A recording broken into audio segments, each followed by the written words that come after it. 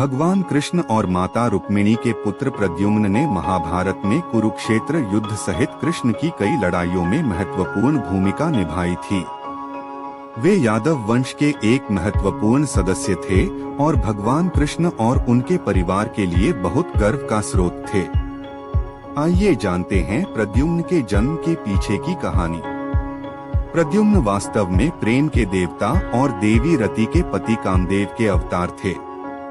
जब कामदेव भगवान शिव के क्रोध से भस्म हो गए तो वे वासुदेव के शरीर में विलीन हो गए और फिर से अपना शरीर पाने के लिए उन्हें स्वयं भगवान ने जन्म दिया।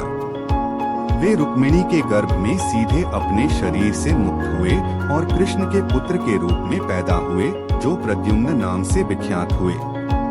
चूंकि वह प्रत्यक्षतः भगवान कृष्ण से उत्पन्न हुआ थे, इसलिए उनके गुण कृष्ण के समान ही थे। शंबासुर नाम का एक राक्षस था जिसे प्रद्युम्न द्वारा मारा जाना तय था।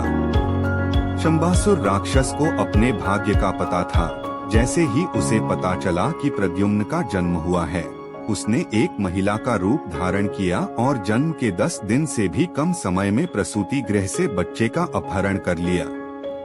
बच्चे को मारने के प्रयास में शंबासुर ने उसे समुद्र में फेंक दिया, जहां उसे एक शक्तिशाली मछली ने निगल लिया। मछली को बाद में मछुआरों ने पकड़ा और फिर उसे शंबासुर को भेंट कर दिया। शंबासुर के रसोइये ने जब मछली को काटा तो उसके अंदर से प्रद्युम्न बाहर निकल आए। यह देखकर शंबासुर ने प्रद्युम्न को मायावती नामक सेविका को दे दिया। मायावती, जो कि पूर्व जन्म में कामदेव की पत्नी रति थी, प्रद्युम्न को बेटे की तरह पालने लगी। बच्चा तब रति के सांसारिक अवतार मायावती को दिया गया। उस समय नारद मुनि उसके सामने प्रकट हुए और उसे अपने पिछले जन्म के बारे में और बच्चे की असली पहचान के बारे में भी बताया। इस प्रकार मायावती ने उन्हें अपने दिव्य पति के रूप में पहचाना और किशोरावस्था में आने तक उनका पालन पोषण किया।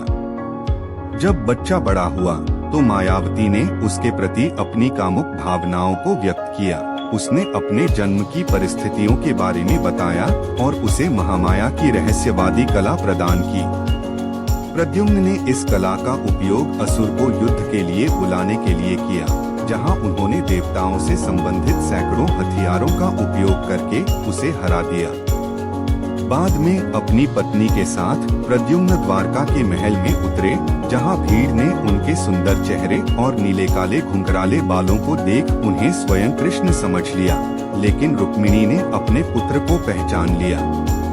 तभी भगवान कृष्ण वासुदेव और देवकी के साथ दृश्य में प्रकट हुए और द्वारका के निवासियों के साथ उन्होंने युगल को गले लगाया और आनंदित हुए।